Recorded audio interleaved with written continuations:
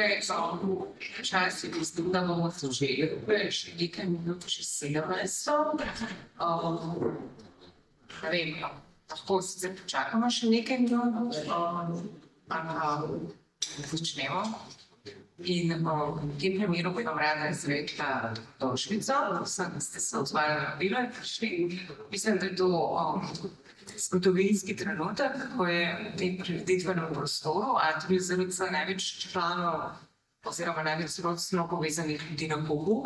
Ponavadi se tukaj dogajajo primerske konference, založbe za dobro, kjer ljudi niso v sorodju, to pa je nekaj čisto posebnega, ker se tudi pogovarjamo o eni knjigi, ki je imenitna in izjemna in edinstvena. In sicer monografija Slišati tišino, avtorice doktorice Barbare Vodopivec, ki sedi tole poleg mene. In če želite imeti več od tega pogovora, bi vas prosila, če se morda pomaknete malce bliže, tudi v prve vrste, ki niso rezervirane. In je videti precej klavrno, da so stoli prosti, tako da če bi ga želel približen, in to zdaj ta trenutek. To ni aerobika? Ne, dobro.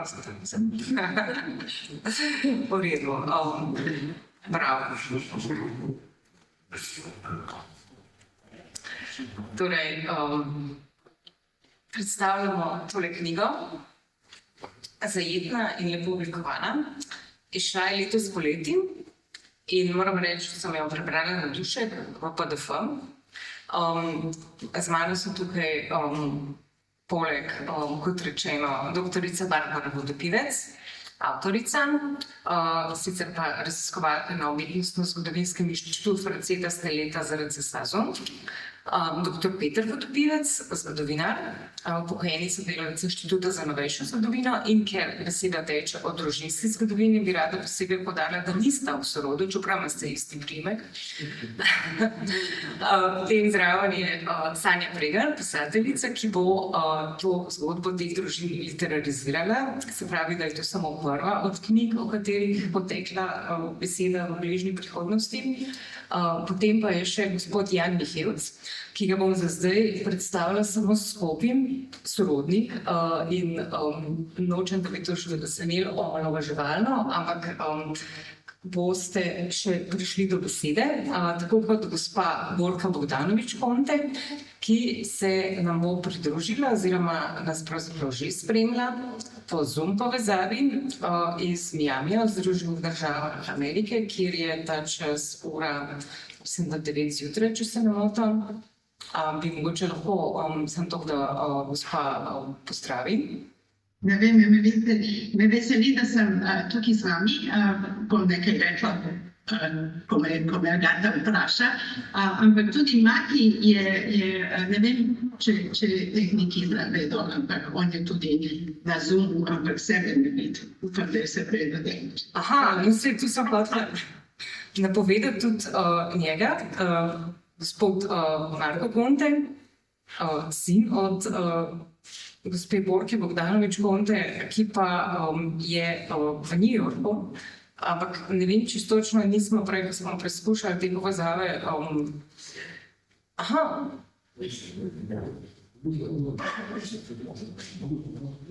Skratka, 3 sorodniki, nastopajoči tudi v knjigi. Jaz bi pa zdaj morda na začetku predala besedo avtorici in potem drugi avtorici nastajajoče knjige in zgodovinarjev. In najverjetneje prvo vprašanje je, kako se je vse skupaj začelo. Ta knjiga ima precej navadno zgodbo. Začeli boste bili gradbenici, izjemni ženski, Sonja Lapanje in Neda Oblak, o katerih je pisala Barbara. Kaj pa potem? Hvala, Agata, lep pozdrav vsem skupaj. Seveda, začetek je bil pravzaprav tako kot pri vseh velikih zgodbah, da je poln naključij. Namreč na Umetnostno-zgodovinskem inštitutu smo imeli evropski projekt, v okviru katerega smo raziskovali ženske, ki so postavljale mejnike v tehničnih poklicih, gradbeništvo, arhitektura, krajinsko oblikovanje, in sicer v začetku 20. stoletja. In v okviru tega projekta smo odkrili Sonjo Lapajne Oblak, ki je bila prva gradbena inženirka pri nas. Leta 1932 je diplomirala. Potem smo predstavili še Nedo Oblak Dobovišek, Fredo Dobovišek in leta 2020 smo izdali knjigo o teh ženskah. In takrat se je eden od članov družin povezal z našim inštitutom, konkretno z mano, in predstavil idejo, da glede na to, da so te gospe, ki sem jih omenila, njegove sorodnice, bi družina želela, da se njihova zgodovina razišče širše in pa globje, z namenom, da dobijo neko podobo, odkot izvirajo, kakšne so njihove korenine, identiteta in tako dalje. In to je bil začetek zgodbe. In rada povem, da smo se na to pogovarjali skoraj 1 leto.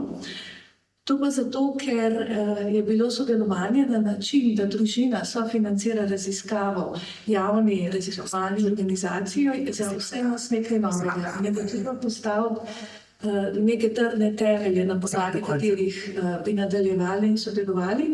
Poleg tega sem morala pa tudi sama temeljito razmisliti, ali se in kako se lotiti raziskave družine, s katerimi sem sorodstveno povezana, kje je lahko tukaj motivacija. In s časoma se je izkristaliziralo, da mi pravzaprav družina ponuja v roke zlato. Zlato na način družinskih arhivov, možnosti vstopa v njihove zgodbe. In potem sem si nekako sestavila raziskovanje na način, da bom predstavila portret 20. stoletja na preseku med intimnimi usodami in zgodbami posameznikov in pa večjimi družbeno-zgodovinskimi dogodki, da bom raziskovala, kako so vplivali. In tako je potem nastal projekt. Moram pa reči, da je ena velika motivacija zame bila tudi radovednost. Se pravi, kaj in kako je mogoče izluščiti neke nove zgodbe in pa uvide v viharno zgodovino preteklih 100-150 let. No in z družino smo potem sestavili to izhodišče in vse skupaj je trajalo časa, to je pod vprašanjem. Čas je pravzaprav preteklo od tega, ko ste pač prevzeli to nalogo, ob vseh pomislekih, ki so vas prelivali, morda, o katerih morda nas več pozneje, pa do izida knjige, kar se je zgodilo letos poleti. Pogodbo smo podpisali jeseni leta 2021. Se pravi, z predpripravo, tem letom, ko smo iskali nekaj tla pod nogami, je vse skupaj trajalo dobre 4 leta. In nastalo je res ena taka, kako bi temu rekla, celo neka freska življenjskih usod različnih posameznikov na eni takšni viharni zgodovini 19. in 20. stoletja pravzaprav, ne.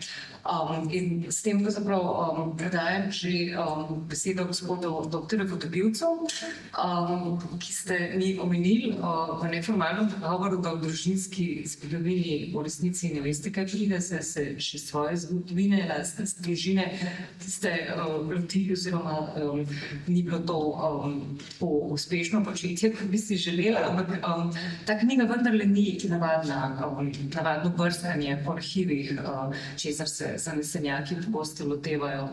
Čim vidite njen prispevek? Hvala vam lepa. Jaz bi sam za začetek rekel, da že smo se lotili seveda svoje družinske zgodovine, tudi ampak vendar ne tako uspešni želje, tudi krediva seveda. Krediva je tukaj dosti dodatnih slov in čisto pomembno najbrž na tem, da je ta knjiga tako lepo uspela. Seveda te družinske zgodovine so lahko različne, so lahko pravzaprav zasnovane metodološke družinske zgodovine, sujejo neke generacije posamezne in potem kako so te generacije se odločale za določene poklice, kako so se snašli v tedanjem času in svetu. Drugo pa je seveda ta zgodovina tukaj, ki je pravzaprav en celovit oris ne samo ene družine, ampak 3 družin, 3 družinskih skupnosti, bi jaz rekel, celo več generacij teh družin in pravzaprav z zelo razvejanim sorodstvom. In jaz mislim, da je to čisto dobro, ker je tudi avtorica omenila v začetku, da je to en družbeno-zgodovinski portret 3 obdobij in 3 pravzaprav zelo pomembnih obdobij slovenske zgodovine, zadnjih desetletij Habsburške monarhije, prve svetovne vojne časa, med obema vojnama in potem druge svetovne vojne in povojnega časa. In v bistvu ta zgodovina, tako kot je zastavljena na obsežnem gradivu in tako kot jo je avtorica res zelo dobro oblikovala, odpira slikovit pogled v globljo življenjsko in pa družbeno stvarnost v tem času in osvetljuje tudi oblikovanje, mislim, slovenskega meščanstva od konca 19. stoletja do danes. Tukaj je pravzaprav zelo značilna že ta začetna zgodba Avgustina Oblaka iz Vrhnike, ki gre z Vrhnike s osnovne šole v gimnazijo in se v tistem momentu, ko se odloči v gimnaziji, da bo šel naprej na Dunaj, dejansko pravzaprav odloči, da bo prišel iz tega svojega še vedno podeželskega okolja. Ne moramo reči, da je bil Vrhnika takrat vas, ampak vendar, da bo šel v neki meščanski svet in to je potem tudi. Meni je ta zgodba tudi zato bliz, ker je pravzaprav njegov sodobnik, moj praded, ki je bil prav tako doma z Vrhnike, z Mirk, ki je si sicer odločil za gimnazijo po osnovni šoli v Gorici, ker Furlani, on se pisal Josip Furlan in Furlani so prihajali z Goriškega, ampak potem je šlo ravno tako na Dunaj in je ravno tako v koncu opravljal en pravniški poklic. No, in seveda jaz mislim, da je to ravno z tega vidika ena zelo, avtorica je podnaslovila svojo knjigo Družine Oblak, Dobovišek in Konte v družbeno-zgodovinskem ogledalu 19. in 20. stoletja. Jaz bi pa rekel, da bi se dali to tudi obrniti, pa bi rekli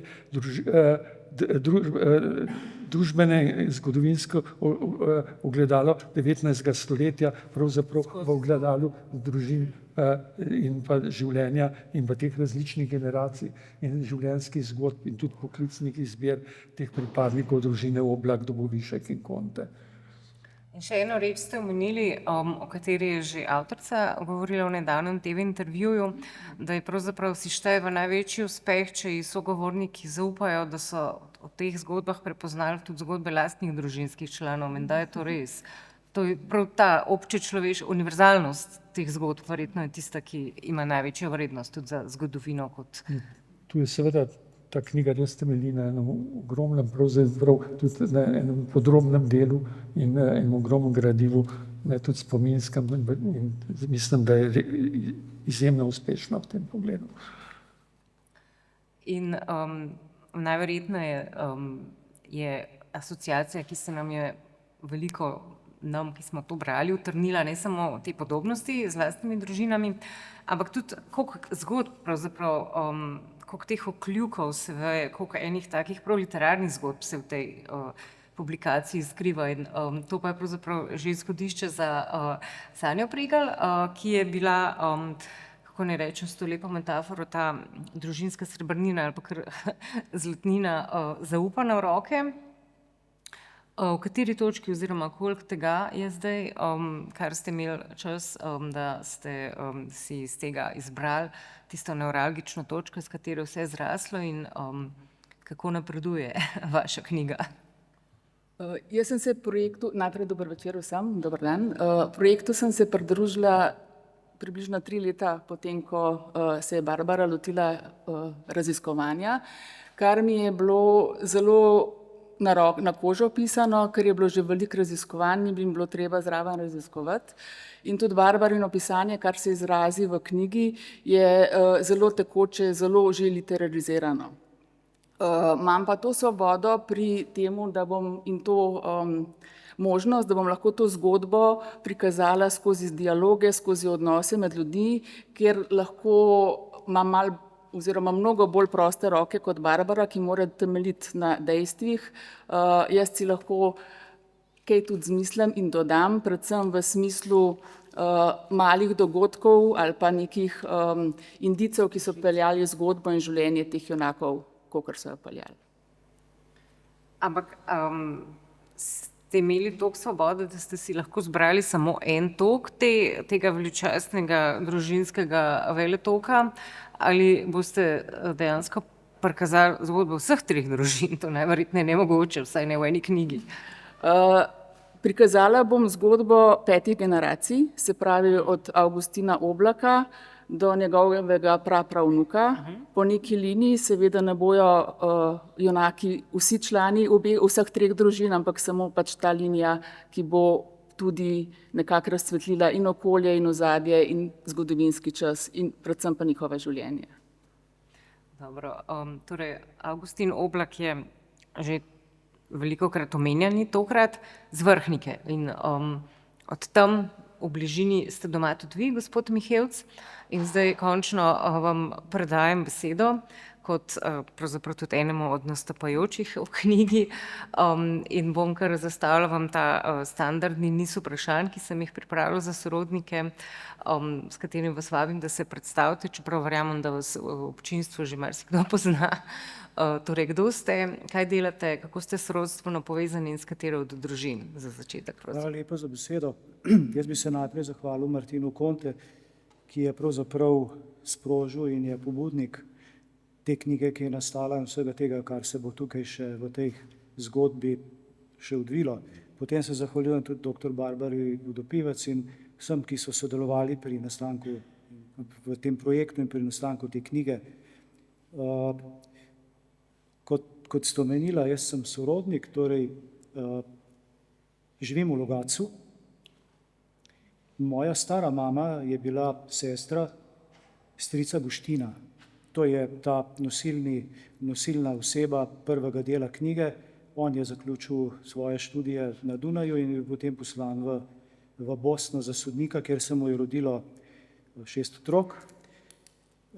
Vsi otroci so dosegli izobrazbo, tukaj izstopajo predvsem dekleta, ki so bile ne samo, da so bile v šolah, so se udejstvovale tudi na športnem področju, bile so smučarke, jamarke in tukaj že pridemo v to povezavo, namreč v januarja leta 2022 dobim po pošti fotografijo, ki je slikana pred našimi vrati, naše domačije, na kateri sta stari oče in stara mama, se pravi sestra strica Guština, kot se ga imenovali pri nas, in zraven je skupina mladih deklet in fantov s smučarsko opremo in jaz nikogar ne prepoznam.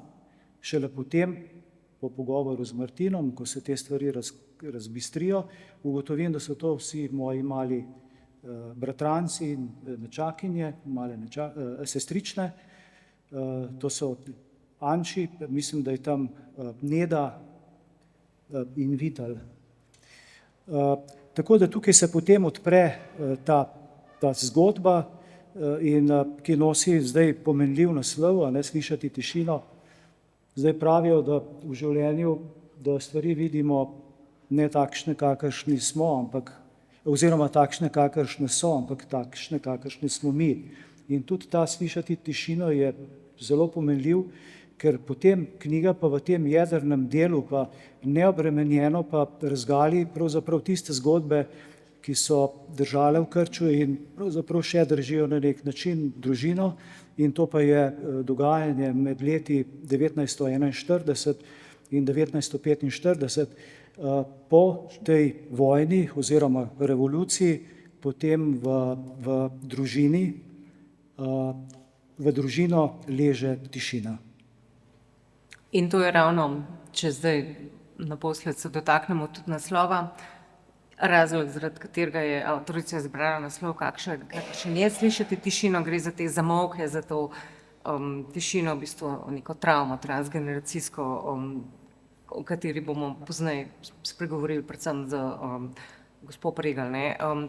In še eno podvprašanje, gospod Mihevc, če smem, kot sem razumela, je nastajanje te knjige bila ena priložnost za pravzaprav veliko srečanj sorodstvenih in si predstavljam, da ste se začeli v tem času bolj intenzivno družiti med sabo, tudi spoznavati druge sorodnike. Kako ste to doživljali?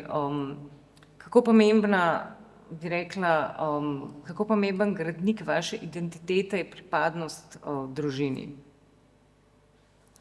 Jaz mislim, da so to zelo pomembne stvari zaradi tega, ker mi smo pravzaprav na nek način to, kar smo v veliki meri tudi zaradi naše preteklosti. In za mene osebno je to tudi neka velika razbremenitev in vse te zgodbe bi na nek način utonile v pozabo. Jaz sorodstva po tej strani nikakor ne bi spoznal, ne bi imel nobene priložnosti in to je za mene dragoceno, ker zdaj v pogovoru, ko se srečujem zdaj s temi mojimi novimi sorodniki, jaz sem si moral jih izpisati, ker to so popolnoma nova imena in nove zgodbe in tukaj odkrivam usode in tako. Za mene je to osebno pomembno zaradi tega, ker potem prek teh zgodb tudi v sorodstvu na nek način ugotavljam, da pravzaprav smo si vsi na nek način v določenih točkah dokaj podobni. Imamo svoje napake, imamo svoje padce, imamo svoje vzpone in pa na nek način tudi nam dajejo nek svojimi zgodbami in svojimi sporočili nek orientir, predvsem v tem času, ki je še pred nami. Kar je mene presenetilo kot bralko, zelo neobremenjeno, je to, da se celo določeni poklici ponavljajo. Sploh to gradbeništvo pri ženskah, pravo, to še razumem, pri gospodu Oblaku, ker je bilo takrat pravo, teologija, pa mogoče medicina je bilo pač med temi najbolj cenjenimi fakultetami in je bilo to nekako logično, oziroma zelo pogosta izbira. Pa vendar, kaj ste pa vi po poklicu še to, če lahko? To sem pa, ja, jaz sem ekonomist, bil sem v javnem sektorju, pa v gospodarstvu, v računovodstvih. Moja kariera ni bleščeča, je pa moja in sem ponosen nanjo in mislim, da sem se v življenju uresničil. Če bi pa smel samo nekaj še dodati to, kar ste vi rekla. Treba je razumeti, da družina Goština, ki je bila takrat v Bosni, in pa družina moje stare mame, ki je bila vzgojena v tem katoliškem tradicionalnem duhu, za razliko Goštinove, ki se odraža že v samem naboru imen. Tam je Damas, pa je Vital, pa je Nedeljka. To so imena, ki niso običajna bila takrat v tem našem prostoru. Moja družina ima standardna, klasična imena. Jože, Marija in tako. Andrej, Martin. Tu pa so bila že imena sama eksotična in jaz mislim, da so v tem prostoru tudi glede tega, ker je bil Avguštin zelo naklonjen temu, da so njegovi otroci dosegli izobrazbo, ker se je zelo zavedal, kaj to pomeni v življenju. Izstopajoče pa je tudi, da so tukaj dekleta in interesantna je fotografija, ki bi jo lahko posneli v Ljubljani, ko je Neda na neki ograji in spodaj piše Toni Fant, to sem jaz, Neda. Tako da ja, v taki moški obleki, malo tako, Marlene Dietrich stil, ja. Ja, tako da že za tisti, dokaj nenavadno, celo danes. V 30 letih, ne? Ja. Ja. Spomnim te fotografije.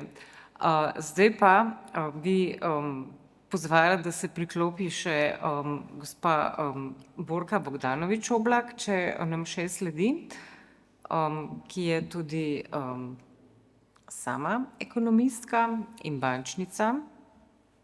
In tako, še ste tukaj. Tudi vi sodite v to kategorijo, ki sem jo tako zelo grdo pavšalno označila, sorodnica. In zdaj vam končno dajem besedo, da poveste, lepo prosim, kdo ste, kaj počenjate, to sem že namignila, in kako ste sorodstveno povezani in s katero vejo družine. Ja, hvala lepa. Jaz sem nekaj napisala in bom prebrala, ker mi je lažje. Lahko. Ja. Sem Borka Bogdanović Conte, rodila sem se leta 1953 v Beogradu, delam v banki HSBC in v Miamiju živim od leta 2021. Sem druga žena Borisa Contea. Spoznala sva se, ko sva skupaj delala v Narodni banki Jugoslavije v Beogradu. Poročila sva se leta 1988, imala sina Marka Contea Makija, rojenega 89. leta.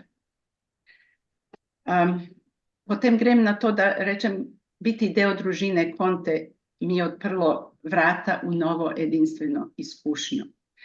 Naj začnem z Borisom Conteom. Boris je bil oseba, ki je najbolj vplivala na moje življenje. Če bi morala izbrati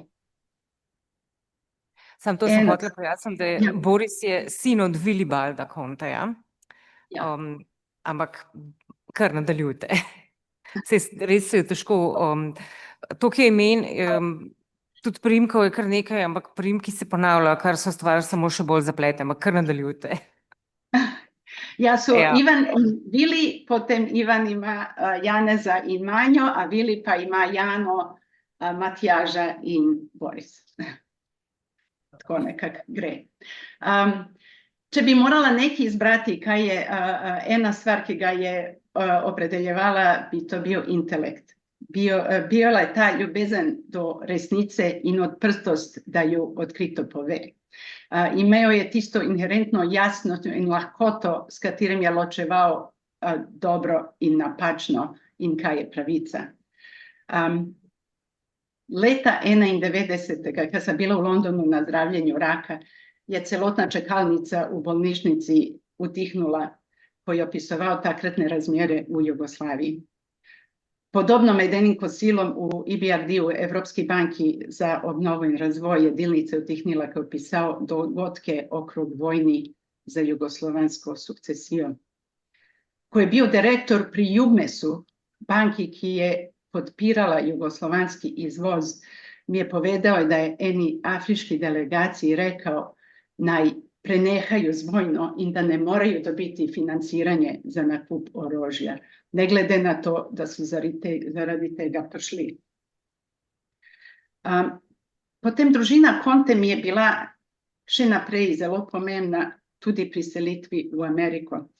Vedno sem bila bliska s Jano Conte, to je sestra od Borisa Conteja. Jana me obiskovala, kjerkoli sem živela. Maki je enkrat letno prihajal v Ljubljano na obisk k Barbari in Luki. Barbara in Luka sta otroka Borisa iz prvega zakona. Barbara in Luka sta prišla na Makijevo poroko z Luizo v Kartageni v Kolumbiji leta 17. In vem, koliko je pomemben taj odnos za njega in tudi zame. Potem par besed o knjigi. Navdušena sem, da je nastala ta knjiga. Hvala Martin Conte. Barbara Vodopivec je opravila neverjetno delo pri združevanju zgodbi tako bogatih življenj. To je slovenska zgodovina, ampak tudi mi se zdi v veliki meri zgodovina cele regije Evrope in tistega obdobja. Presenetila mi je intenzivnost gibanja in travme dogodkov na družine. Točno tako, kot pravi naslov knjige, bilo je veliko tišine, ampak tudi veliko bolečine, o kateri se ni govorilo. Na osebni ravni se mi v zgodbi družine Conte najbolj vtisnulo v spomin podobnost značaja med Borisom in njegovim očetom Vilijem. Intenzivnost ljubezni do resnice in neustrašnost, da je izkažejo. Boris in Slobodan Milošević sta se poznala kot kolege bankarja. Pravzaprav je Milošević Borisu čestital, ko se poročil z mano. Vendar je Boris izjemno glasno izrazil svojo nenaklonjenost Miloševićevi politiki. Boris je celo sodeloval na demonstracijah v Beogradu. To ni bilo prijetno, ko si živel v Beogradu. Nato smo se preselili 92. leta v Ljubljano in je bolezen postala prioriteta. Leta pozneje sem od beograjskih prijateljev slišala, da je imel Boris tokrat prav v tem, kar je govoril. Nazadnje sem za današnjo sejo vprašala ljudi, ki so Borisa poznali, kaj jim prvo pride na misel, ko pomislim na njo. Odgovori so bili približno enaki. Naleziva energija, ogromna ljubezen do življenja, izjemna inteligenca in sposobnost razumevanja kompleksnih vprašanj. Nekdo, s katerima je vedno zanimivo se pogovarjati. Ljubezen do otrok, družine in prijateljev. Širok nasmeh. Hvala lepa. To sem imala za povedati. Najlepša hvala. Kot sem vam že omenila, se mi zdijo zelo ganljiva pripoved, tako da res hvala. Bi pa samo še omenila, pravzaprav ne vem za koga, se vi verjetno že vse veste, ampak kot rečeno, v bistvu sta bila Vili in Ivan Konte oba na Golem otoku zaprta, oziroma eden na Grgorju in v Sremski Mitrovici in potem na Golem otoku in v bistvu onadva sta nekako ena izmed teh osrednjih družinskih travm oziroma njuni zgodbi oziroma potem, kar je sledilo tako nekako, če sem pravzaprav pravilno povzela in najlepša hvala, zdaj bom pa spet naokrog, začenjamo spet s Barbaro, ki zastavljam to vprašanje v zvezi z pravzaprav resnično z občutljivostjo te snovi, ker ta knjiga je, to je ena od travm, ki se ne da skriti, ne, pač zaporna kazen in forum biro, te neki obračuni med frakcijami v komunistični partiji in tako naprej. To sta ta dva oba brata, se ni dalo izogniti in morda sam kot medklic o Ivanu Konteju je ta čas na ogled razstava na Filozofski fakulteti, tamle na Aškerčevi, podaljšana do konca oktobra z naslovom Na krilih besed. Naslov je dokaj posrečeno, avtorica je tudi doktorica Vodopivec. Naslov je pa dokaj posrečena skovanka v bistvu iz dveh življenj v enem, ki ju je živel gospod Konte, ki je začel kot letalec oziroma je bil v bistvu najprej v vojni mornarici, potem je med vojno drugo svetovno bil v kraljevi letalski RAF, britanski letalstvu. Potem je prišla ta zaporna kazen na Golem otoku in po srečnem naključju in s pomočjo prijateljev se je potem deloma rehabilitiral kot lektor angleškega jezika na Filozofski fakulteti. In to vse si lahko ogledate tudi z fotografskim gradivom in pospremljeno z besedilom. Torej, Barbara, kako ravnati s tako občutljivo snovjo? V knjigi so tudi samomori pravzaprav, eno zelo ganljivo poslovilno pismo. Tako vprašala, a ste v dobi GDPR morali podpisati kakšno izjavo, da tega ne boste širili okoli, ali je šlo pač samo bolj za nek tak džentelmenski dogovor? Zdaj pri tem odgovoru se moram zdaj malo iz vsebine umakniti, zdaj v sam pristop in pa potek raziskave. Takoj na začetku so družinski člani in podpisali izjavo, s katero so pristali, da delijo z nami informacije in pa podatke. Ampak sama sem mogoče tukaj se res, morda je bilo to zame največji izziv, namreč zavedala sem se, da vstopam v intimna življenja in pa usode in da to zahteva veliko mero spoštovanja, tudi takta in pa previdnosti, ker tudi v pogovorih včasih sem zaznala določeno nelagodje.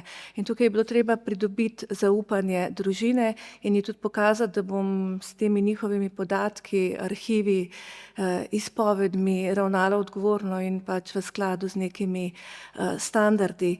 Zdaj, največ dilem je bilo pravzaprav na začetku in pa potem tudi vmes med samo raziskavo, ker pričakovanja družine so bila precejšnja. Zdaj, družina si je seveda želela neko družinsko kroniko in imela celo vrsto vprašanj, ampak z mojega vidika je bilo treba pa slediti enemu načrtu raziskovalnemu, zato ker zavzemati oziroma obravnavati 1,5 stoletja na ozemljih nekdanje Avstro-Ogrske monarhije, Jugoslavije in tudi na drugih celinah, kot smo videli, ne, pri gospe Borki.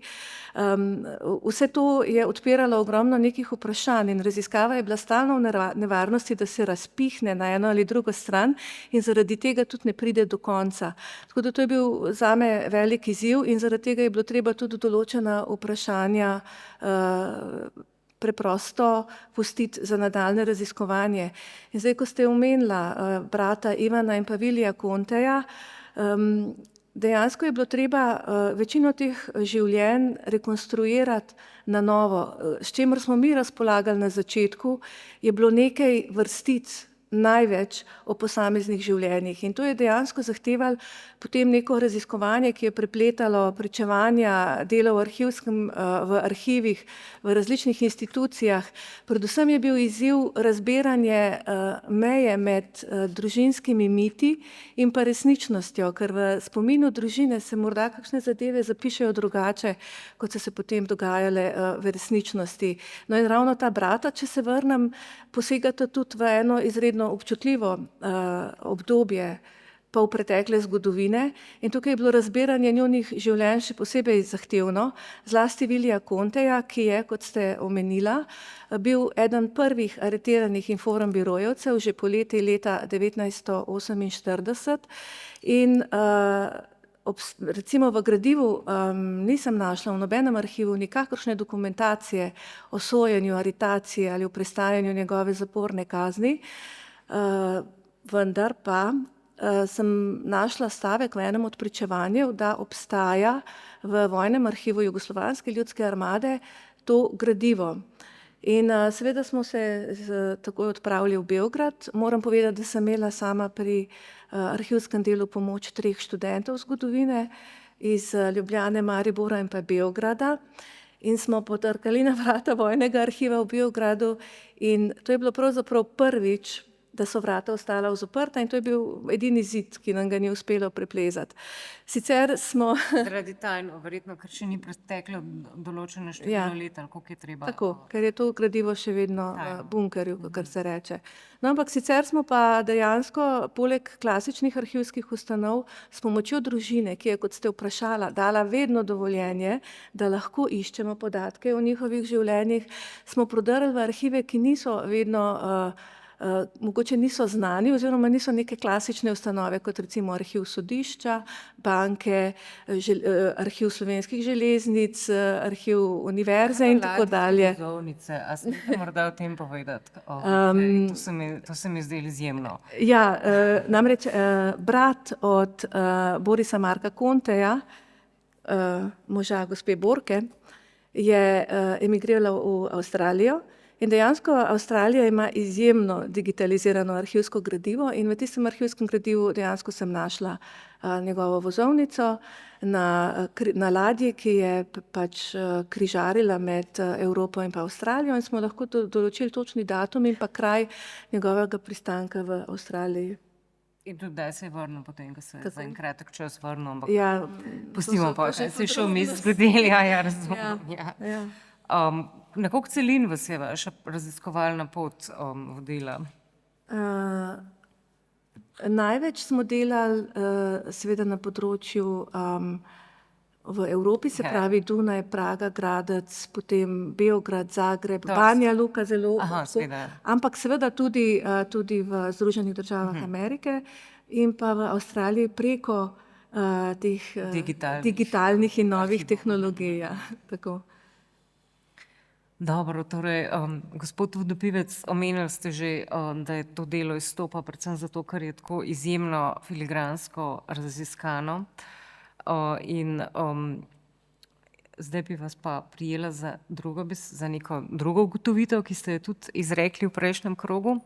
Namreč, kako je recimo z diplomo iz prava gospod Avgustin Oblak z Vrhnike prek Dunaja oziroma prek gimnazije v Ljubljani in do Dunaja prešel v srednji sloj oziroma v meščanstvo. 2 vprašanji se mi v zvezi s tem porajata. Ali bi lahko rekli, da se v 20. in zdaj v 21. stoletju, ali je diploma še vedno zadosten pogoj za prehod v višji družbeni razred oziroma za ohranitev, se pravi izobrazba?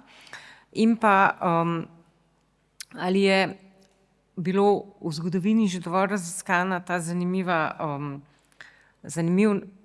razred meščanstva, ki se je po 2. svetovni vojni v novi ureditvi ponovno vzpostavil kot v bistvu nek srednji razred, čeprav njegovi predniki morda niso bili v sozvočju z novo oblastjo, ampak se je pravzaprav to zgodilo ravno z, kot rečeno, sta bila Willibald Conte in Ivan Conte oba v nemilosti pri oblasti in sta bila tudi zaporno kazen prestajala, eden je žal tudi umrl.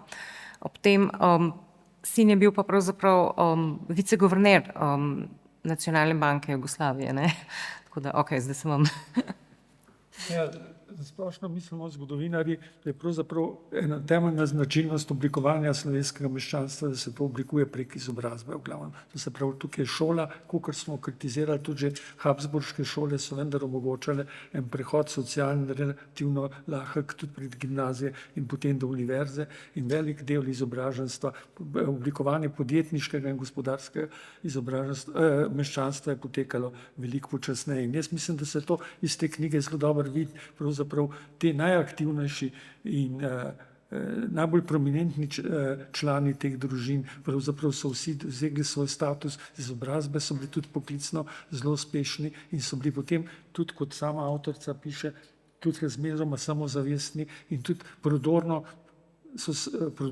in pa tudi pogumni v določenih političnih odločitvah, ker so se zelo samostojno politično obnašali že pred drugo svetovno V vojno. bistvu so bili No in potem seveda takrat radikalni, takrat so bili v tem, kar bi danes rekli v levici. Ne? tako. Ja, ampak med drugo svetovno vojno so bili pa praktično večina med njimi, mislim praktično Partizani. večina, ne, Ja, UEFA pa v tem odporniškem gibanju in potem tudi mnogi med njimi v koncentracijskih taboriščih. In zdaj, kar se tiče tega po vojni, jaz mislim, da tu je bil en ogromen potencial. Ja. Ne, to so bili izobraženci, ki so samozavestni tudi že z določeno kariero in z določenimi poklicnimi uspehi, ki so se uspeli potem po vojni uspešno uveljaviti, seveda postopoma, ne takoj. In jaz mislim, da je tukaj pravzaprav tisto, kar je mene najbolj frapiralo, je ta življenjska zgodba Ivana Oblaka, ki pravzaprav vse, kar doživi, ne, že med vojno. Oblaka. Conteja, oprostite, Ivana Conteja. Ja,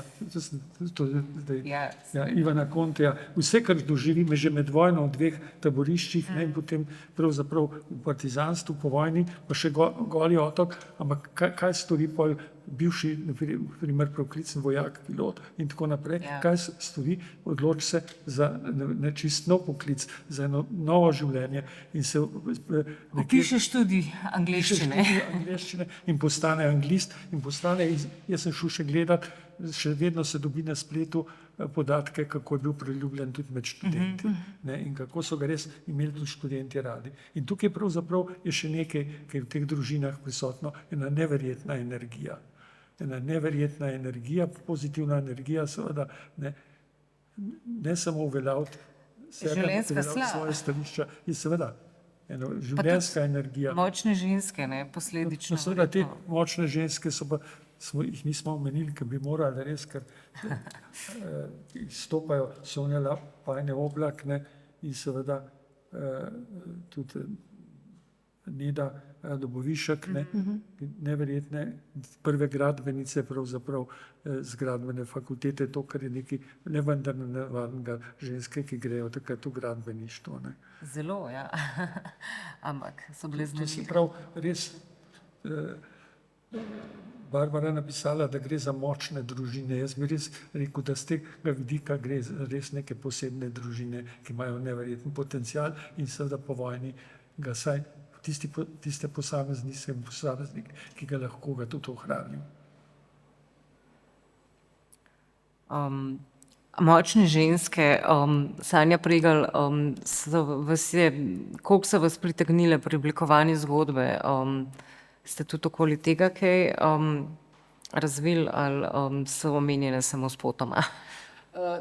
To je bil eden od motivov in motivacij, da sem sploh prišla zraven k zgodbi, ko sem se z Martinom pogovarjala, ali se bom tega lotila ali ne, je bil to res eden od tistih impulzov, ki mi je rekel, ja, poleg vsega ostalega je tukaj še ena možnost, da se jih predstavi, da se predstavi življenje, ki so ga imele že v bistvu od začetka 1900 dalje, hkrati, da so jih tudi v tem primeru oče in bratje in partnerji podpirali pri tem, da so lahko živele to svojo močnost, ki jih je tudi življenje pripeljalo do tega v večini njihovih zgodb, no, ampak so imele tudi podporo v sorodnikih. Tako da so seveda tudi njihove zgodbe zelo poudarjene v nastajajočem romanu skozi to, kako so njihove življenjske zgodbe potekale, skozi odnose eden z drugimi, tako da jaz mislim, da bo jo predstavljeni malo drugače, kot v Barbarini knjigi, ki se je mogla držati res vseh dejstev in dokumentov. Tukaj lahko malo mesa se doda v tem smislu, da se poudari to, o čemer se pogovarjamo danes. Pa vendar to ni navadna knjiga. Kako težko ali pa morda lažje je bilo za vas to, da vam je bila v bistvu vse ponujeno na pladnju in da, mislim, vi ste avtorica knjig, ki so pač fikcija, ne? To pa je nekaj novega. Je bilo to za vas težko ali lažje? Predvsem drugače, kakor vse, kar sem do zdaj počela. Na drugačen način sem se soočala z junaki, junakinjami. Pri dosedanjih zgodbah in romanih sem nekako spoznavala junake skozi pogovor z njimi v domišljiji.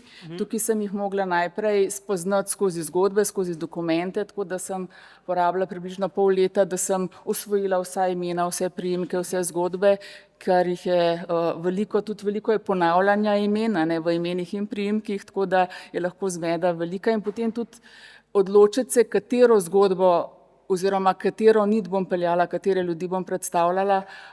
In potem, ko sem se enkrat odločila, postavila strukturo, potem sem začela pa na podoben način delati kot pri ostalih knjigah, da sem se pogovarjala z junaki.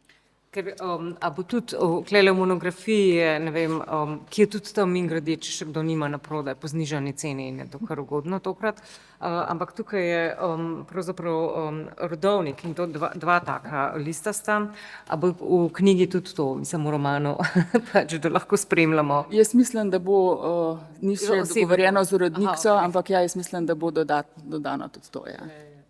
Kaj pa, še nekaj me zanima, predstavljam si, da je, tako kot namreč v tej knjigi je potem poleg teh zgodbah o različnih družinah oziroma družinskih članih v poglavjih, ki se že to bere kot fikcija pravzaprav, je tudi dodano eno poglavje psihoterapevtke doktorice Kompan Erzar, če se ne motim, ki je obdelala to temo medgeneracijske travme in kot razumem, bo tudi to ena od tem vaše knjige ali Ne bo neposredno naslovljena, seveda, ker je pač to vseeno roman, bo pa skozi to, kakor sem že prej rekla, zgodba generacij, 5 generacij, kaj se ponavlja v življenjih ene in druge generacije, s čim se soočajo, kaj je življenje naven prikazano, kaj je življenje v družini, skozi to se bo pa tudi to dalo razbrati. Med vrsticami slišati tišino,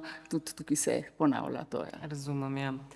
Kaj pa, gospod Mihevc, vi niste, mislim, ste dovolj stran, kako že, če sem si zapomnila, vaša babica je bila sestra od Avguština Oblaka. Ampak vseeno, ta zgodba bratov Conte, ki sta tako obetavno začela svoji karieri in potem je bil ta tak usoden zasuk med drugo svetovno vojno, je to, ste vedeli za to, preden se je začelo raziskovanje družine ali se vam je šele takrat razkrilo oziroma kako ste na vse to gledali? Dobro vprašanje. Namreč, moj oče je rojen leta 1910. Oče in mati sta pokojna, tako kot moja dva starejša brata. Morebiti sta moja dva starejša brata vedela več, ampak tudi tu se postavlja vprašanje, ker če bi bile kdaj besede, bi jih registriral, zaradi tega, ker, kot sem že omenil, te teme so bile v družini zelo pomembne in ključne, pravzaprav bistvene. Jaz mislim, da je stvar taka, da Marinka, ki je bila prvorojena leta 1901, pa potem do Lenka, ki je tragično končal leta 29 oziroma 39, moj oče je bil takrat star 29 let in je bil na tem pogrebu v Ljubljani, jaz sem prepričan. In Vital je bil potem letnik 3, 4, 6, 9, to so bili generacija. In to so bili generacije in jaz vem, da so vzdrževali stike, zaradi tega, ker je treba tudi razumeti, da v tem času je bila tudi pozornost do razširjene družine drugačna, kot je danes. Mislim, da so bile to bolj pomembne stvari kot danes. Danes, na primer, se za obisk sorodnika se je treba že najaviti po telefonu skoraj, ne. Včasih to ni bilo vprašanje, ne, se je potrkalo na vrata in se je prišlo. Kakorkoli že, dejstvo pa je, da potem vsi otroci Avguština potem simpatizirajo z to levo politično opcijo, so dejavni že pred vojno in potem po izbruhu vojne, po italijanski okupaciji se pridružijo OEF-u in tukaj noter so tudi že bratje Conte, ne. So že Conte noter prisotni in oni se prek teh povezav seveda se poznajo. Seveda se poznajo in eno velikih vprašanj v naši družini je tudi bilo, moj oče je bil ob izbruhu vojne v svojih najlepših letih. Jaz mislim, da je imel to srečo, da je bil takrat Logatec pod italijansko okupacijo in je bil v Logatcu, je bila močna italijanska posadka in pravzaprav tega brutalnega, ki se je dogajalo na podeželju, kjer so bili dopoldne v vaseh Italijani oziroma domobranske enote, ponoči pa partizanske, v Logatcu le ni bilo in on je nekako pripeljal do konca vojne, šel uspešno skozi tisto veliko čistko, ki je povzročila toliko smrti po vojni v Logatcu, in je potem leta 1948 se poročil.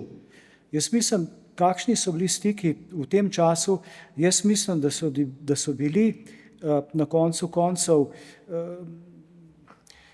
Vital, ki je imel v OEF-u, je bil v VOS-u, je imel Klofač ime, tajno je bil njegov bratranec. Kako so se poznali, kaj je tukaj bilo, jaz ne vem, težko je karkoli, ampak kot rečeno, ta knjiga pravzaprav posega v to travmatsko situacijo, ki potem v naši družini pa nastopi po poroki očetovi. Leta 1948 on poroči mojo mamo, ki je takrat stara 18 let, in ona je pa izgubila dva brata v povojnih pobojih. Nazadnje sta bila videna v Teharjih. In v tistem trenutku potem ta tragika prekrije vse drugo. To je potem ta ključni narativ v naši družini, je ta tragika teh povojnih pobojev, tudi mamin stric oba mamina strica izgubita vsak po enega sina v povojnih pobojih. Tako da to je bila ta situacija potem v družini in vse drugo je enostavno tonilo v pozabo. In stvari so interesantne, družina pa je imela vseeno dosti močne povezave. Naprimer, moja teta je bila poročena z dr. Andrejem Gosarjem in Gosarjevi so hodili v Logatec na obisk, potem njegovi otroci po njegovi smrti. Gosar je bil v Dahavu takrat verjetno kot Vital. In v hiši se nikoli o tem ni govorilo. To so neke velike skrivnosti pravzaprav, ki mogoče, da jih je treba pustiti, da jih čas vzame s sabo, ker jih ne moramo prav tolmačiti, ampak tak pogovor, kot je to in taka knjiga, pa mislim, da so v tem razreševanju teh epigenetskih travm, pa da so zelo zdravilne. Hvala. Gospa Bogdanović Conte, če ste še z nami, bi vam jaz zastavila pravzaprav isto vprašanje. Ali ste kdaj z možem razpravljali o teh rečeh? Mislim, da bi razpravljali bila preveč velika reč, ni bilo razpravljati. Ste pa vedeli. Sem pa tja, kakšni dogodki. In mislim, kaj Barbara Vodopivec lepo rekla, to so zdaj ima tih nekih zgodovin, besed tako, in so v družini bile prisotne. In kaj je vsega to bilo družinske zadeve, a kaj historijske, verjetno se malo zgubi, ampak je travma prišla čez vse to, kar smo se pogovarjali, takrat, ko smo se pogovarjali o tem, je očitno bilo, da je travma obstajala. In vse te zadeve so za mene bile drugačne. Jaz moram povedati, za Goli otok nije se veliko govorilo o tem, ampak dokler Borisa nisem spoznala, nisem vedela nobenega iz Slovenije, da je bil na Golem otoku, na primer. In tako da ena zanimiva mešanica, ampak občutek, da je seveda bilo zelo pomembno. Kot navadi, moram eno še zgodovino, ko smo bili v Ameriki na obisku, pa nekakšni Američani in Avstralijanci, pa jim je Boris rekel, da jim je življenje rešil nemški oficir in vsi so nekako bili, ker to ni nekakšna zgodba, ki je navadna. In tako, sigurno je veliko vplivalo name, ker so to bili nekako res traumatični dogodki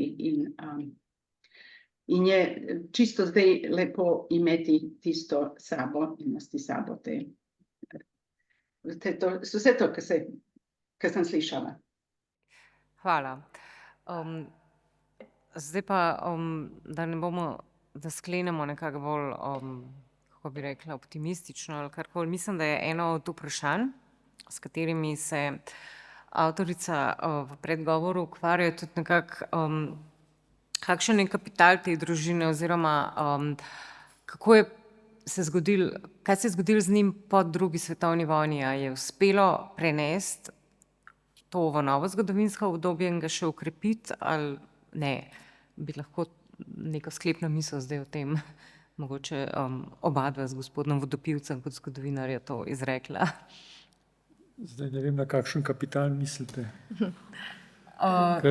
Ne kapital fizični, ampak... Ne, razumem. Ja. Potencial, rečemo. Potencial, se pričujem, ja. Jaz mislim, da je bilo to tisto, kar je pravzaprav mene zelo impresioniralo pri tej zgodovini pač teh družin, so to zelo različne človeške usode, zelo različne življenjske zgodbe in potem seveda tudi zelo različni izteki te zgodb. In zdaj jaz mislim, da pravzaprav kako se je ta potencial, ki je prisoten v teh družinah in verjetno še kakšni drugi, tudi seveda mi imamo tukaj v pogledu 3 družinske skupnosti in tisto, kar si lahko samo želimo ta trenutek, je, da bi bilo takih knjig čim več in da bi videli pravzaprav, kako se te zgodbe, kako se je ta čas, kako so se s tem časom soočali v drugih družinah in kako so izzivi tega časa tudi potem vplivali na te družine. In jaz mislim, da je pravzaprav seveda to zelo individualno, kako je po vojni se ta potencial prinašal. Najbrž se je v te družine prinašal, potem, ker se vidimo pravzaprav iz zadnjih poglavjih te knjige. In jaz mislim, da tukaj bi lahko rekel, da je ta potencial se ohranil in se prenesel naprej, ne, samo zdaj, če gledamo v širšem smislu enega družbenega in političnega angažmaja, ne, je pa seveda, so te generacije, prej se mi zdi, seveda tako v spredju in tako močno zastopane, da je zdaj težko najti odgovor, kako. To je nehvaležno vprašanje, se strinjam. Ja, seveda, ne, ker naprimer med obema vojnama že, če vidimo, da je pravzaprav angažiranih politično, med vojno samo proti okupatorskem gibanju in tako naprej, veliko članov, teh aktivnih članov vseh 3 družin in tudi njihove usode so potem seveda teh zlasti 2, ki smo jih imeli, izjemno tragične. Ampak vendar ne, če gledamo širše, koliko se je v meščanstvu in izobraženstvu ohranil ta naboj iz predvojnega časa, jaz na to zelo težko odgovorim. Mogoče Barbara. Jaz mislim, da ta mozaik vseh teh oseb v knjigi kaže na njihove vzpone in padce in potencial se je krepil in izgubljal. Ampak v tem trenutku je ubeseden in mislim, da je že to tisto, kar ga krepi. Hkrati pa lahko že sama družina črpa nek ponos in pa neko samozavest tudi iz tega, da so to pravzaprav tudi univerzalne zgodbe, v katerih se lahko najde marsikatera družina, marsikatera zgodba in če je to tista dediščina, ki gre naprej, potem je to nekaj, kar tudi naš prostor potrebuje. Se pravi, kot sem rekla, slišati tišino, pogovore, odpirati vprašanja, razmišljati tudi o njih, jih razčiščevati in razumeti in na ta način tudi ne samo družinam, ampak tudi celotni družbi mogoče ponuditi nek trden temelj za tudi preseganje recimo nekih težkih in pa zahtevnih družbenih situacij v preteklosti ali pa danes. Mislim, da je to kar lepa sklepna misel oziroma usmeritev za prihodnost. Mislim, da je čas, da zaključimo ta uradni del debate. Jaz bi se vsem lepo zahvalila za sodelovanje. Se pravi, če začnemo tukaj, gospod Jan Mihejec, gospa Sanja Pregl, gospod dr. Peter Vodopivec in avtorica doktorica Barbara Vodopivec in pa tudi Borki Bogdanović-Konte, ki nas je spremljala po video povezavi. Je pa to seveda čas, da zastavite tukaj sedečim tudi kakšno vprašanje. Tako da, hvala lepa. Izvinjam se, Agata, jaz sam imao samo neki koji sam napisao isto. Ako mogu reći nešto samo da... Izgubljeni sin, dobesedno na koncu. Gospod Marko Konte. Ja, bit ću brz, ja mislim.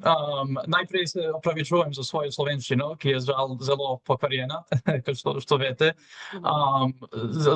Vrlo kratko krmi mami, ker je navijek. Sam Marko Konte, sin Borisa Kontea.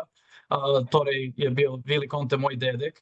Trenutno živim v New Yorku in delam kot product manager v investicionalni banki Jefferies, kot pravi komunista, ko što je bio Vili.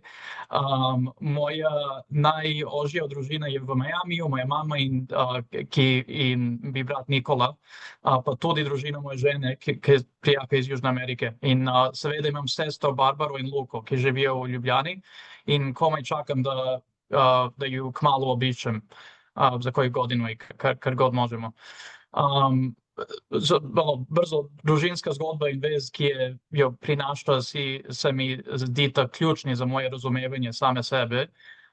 Nekatere od teh zgodb sam slišal že v otroštvu, predvsem od mame in družinskih prijateljev, ki so poznali mojega očeta.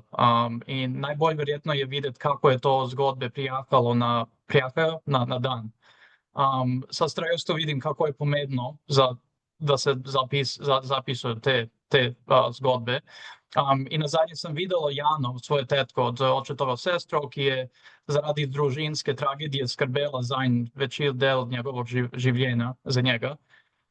Mislim da je to bilo 2017. ili 2016. Koja je bila v domu in Ljubljani in ja sam vprašal za vse moj družinskoj zgodovini.